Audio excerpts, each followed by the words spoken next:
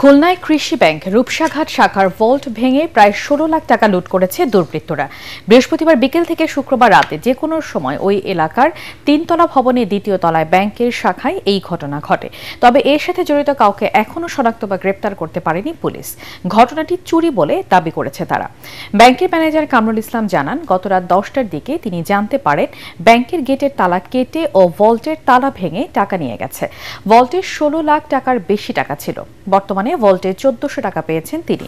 বাকি টাকা দুর্বৃত্তরা নিয়ে গেছে। ব্যাংকের পাহারায় ২৪ ঘন্টার জন্য ৩ শিফটে গার্ড রয়েছে বলে জানান ম্যানেজার।